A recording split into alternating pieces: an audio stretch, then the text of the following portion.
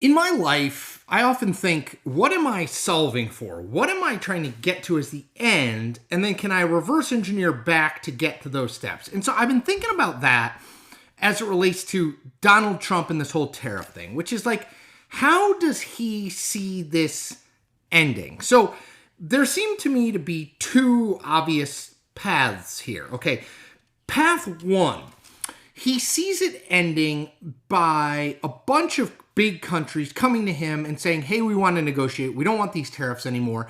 And him cutting deals with Japan or Vietnam or maybe even China. And, those deals being allowing him to declare victory, whether it's an actual victory or not, it's a little bit more debatable, but allowing him to declare victory, end these tariffs and move on and say, see, I rebalanced the American economy and the American trade deficit.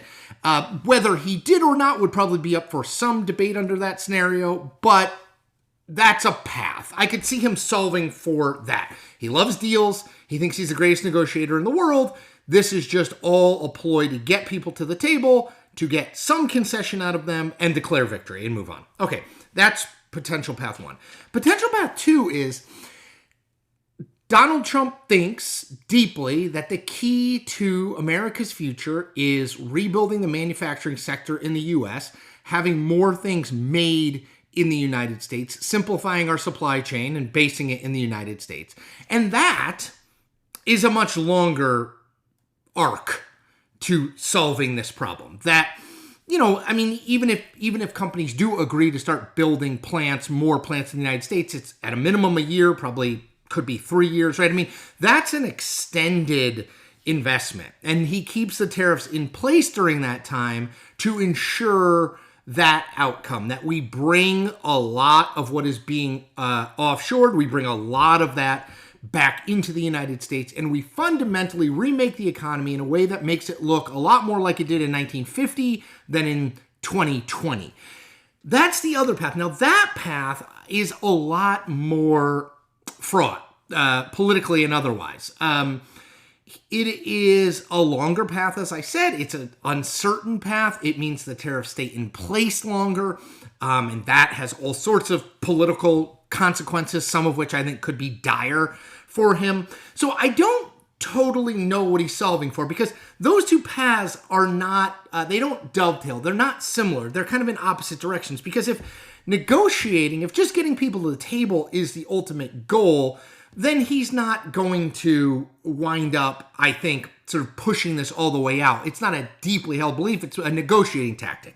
If it's a deeply held belief that the only way that we can move forward into the 21st century in an American economy is to bring plants back to the U.S., to get people making things in the U.S. again, to revivify the manufacturing sector, well, that doesn't mean negotiations is the end goal. That means a fundamental reworking of how our economy and the global economy works is what he's after. And that's a very different thing, right? That's a very different animal. Normally, I always assume path one is what Donald Trump is doing, right? Get people to the negotiating table, make a deal, compromise, declare victory.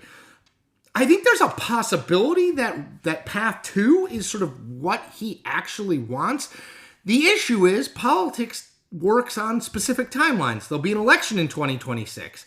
The House could well go to Democrats. There'll be an election in 2028 where Donald Trump won't be the president anymore. So it's like, I don't know. And then the next president either could or could not carry on these sorts of policies. So I don't know if he has the timeline and the patience to wait on path two, that fundamental remaking of the American economy. You can't just put tariffs in place and then all of a sudden production starts again in the U.S. and we make everything here again. I mean, you have to have the workers, you have to have the plant, you have to, there's a lot of infrastructure things that have to go into it. So I don't know what he's solving for right now.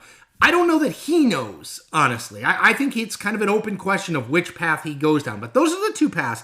That's, I think, what is on the table, but I think the question still is, what is he really solving for? Is he solving for declaring victory, potential political victory on path one, negotiating, or is he solving for a really risky political strategy that he thinks is necessary because otherwise the American economy won't survive?